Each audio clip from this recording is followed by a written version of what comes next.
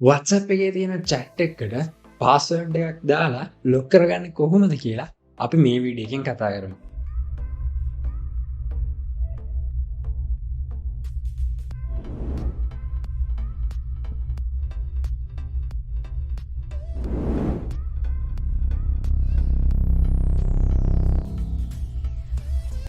හරි, ඔයාලා open කරගන්න ඔයාලගේ WhatsApp එක.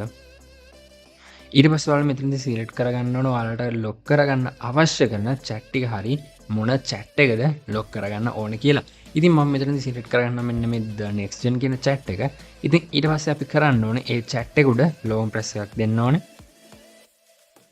ඉතින් ඊට පස්සේ ඔයාලට බලා ගන්න පුළුවන් මෙන්න මේ වගේ option කිහිපයක් තියෙනවා. මෙතනදී මේ lock chat කියන option එක අපි select කරගන්න ඕනේ. ඉතින් ඊට පස්සේ මෙන්න මේ වගේ details ටිකක් එනවා. ඒත් එක්කම යටින් තියෙනවා continue කියලා බටන් එක. ඔයාලා මේ continue කියන බටන් එක ක්ලික් කරගන්න. ඊට පස්සේ ඔයාලගේ ෆෝන් එකට support කරන මොකක් හරි security option එකක් හරහා මේ chat එක lock වෙනවා. ඉතින් එතනදී face ID වෙන්න පුළුවන්, pin එක වෙන්න පුළුවන්, password එක වෙන්න පුළුවන්. ඒ වගේ දෙයක් හරහා තමයි chat එක lock වෙන්නේ. ඉතින් ඊට පස්සේ ඔයාලා normal WhatsApp එකට ආපුවම මෙන්න මේ විදිහට තමයි පෙන්වන්නේ. උඩින්ම ආකයිව් ලිස්ට් එක පෙන්වනවා. ඊට පස්සේ normal chat list එක පෙන්වනවා. ඉතින් අපි කොහොමද lock chat එක බලාගන්නේ? ඔයාලට පුළුවන් මෙන්න මේ chat එක පොඩ්ඩක් පහළට drag කරන්න. එතකොට මෙන්න මේ විදිහට lock chats ටික ඔයාලට පෙන්වනවා. ඉතින් මෙතන click කරගත්තාම ඔයාලට පුළුවන් ඔයාලා lock කරගත්ත chat වලට යන්න.